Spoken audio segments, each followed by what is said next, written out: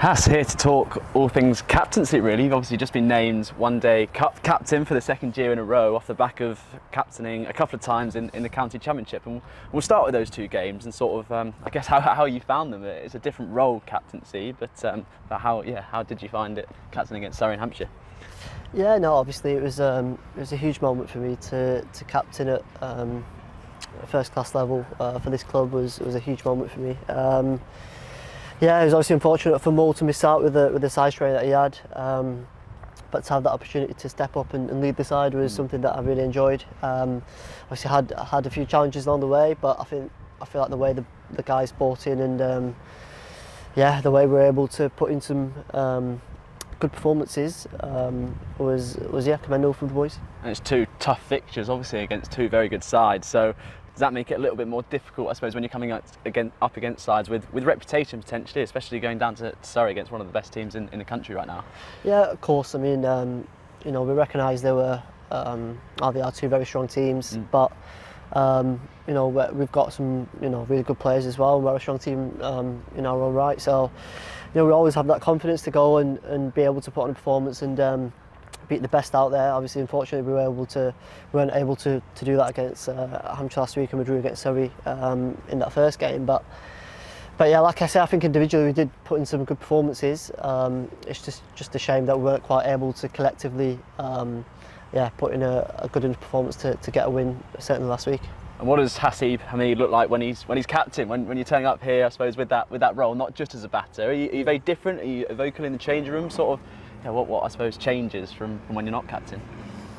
I guess, I mean, naturally there's a bit more onus to give your take on what you expect from the boys and what you want from the boys. But generally, I think the way we play our cricket is quite consistent in terms of how we expect to play and the characteristics we expect to bring to each session of play. So on that front, I feel like it's just an extension of the work that Moseley and Mo have been doing for a period of time now. So the messaging isn't too different. It's just, I guess, it's coming from a slightly different voice than usual.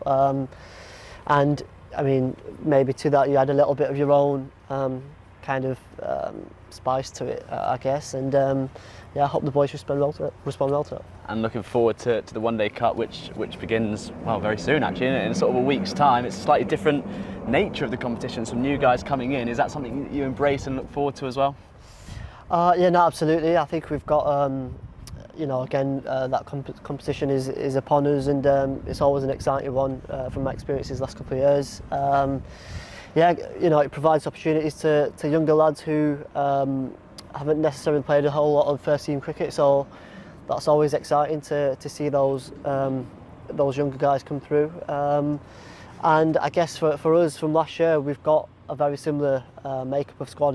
If anything, everyone's a year on in their cricketing journeys and experiences, and we've actually got a couple of guys who were involved in the 100 who I think strengthened the squad as well. So it's exciting for us. I think we've got a good chance to put in some good performances hopefully and go far in the tournament again. Does it ask something different of you as captain when there are guys that either haven't been around as much or are earlier in their cricket careers coming into the group? Is there anything you have to do that's slightly different?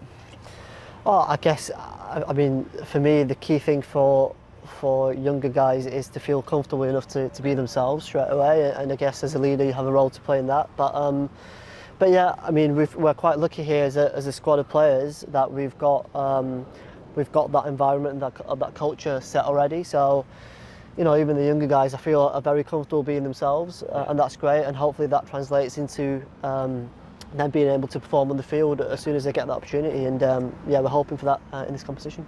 And clearly, there's a carrot of a final here at Trent Bridge. Again, it's not just about development, as you said in the piece earlier today. It's about trying to be successful, and how much can you look forward, I suppose, to ultimately playing a final here should you get there? Yeah, I mean, obviously that's the dream, isn't it? We'll obviously, once this 4-day game's done, we'll sit down and we'll discuss how we want to play our cricket, and the end goal, of course, will be to hopefully play and win a final here at home. We recognise we're going to have to play a lot of good cricket before then, and how we do that is going to be key. But yeah, that carrot is there certainly. and an exciting opportunity for you with the white ball again. Obviously, you broke into the T20 side this year, and I know you worked hard over the winter in various elements of your game. Is that again something that you look forward to sort of trialling and expanding upon playing white ball cricket? Yeah, absolutely. I think over the last couple of years since I've joined, I feel like my white ball game has evolved a lot, and yeah, it feels in a really good place right now. So yeah, I mean, I've really enjoyed playing the white ball stuff that I have. Certainly want to play more of it. So this provides another opportunity for me to do that.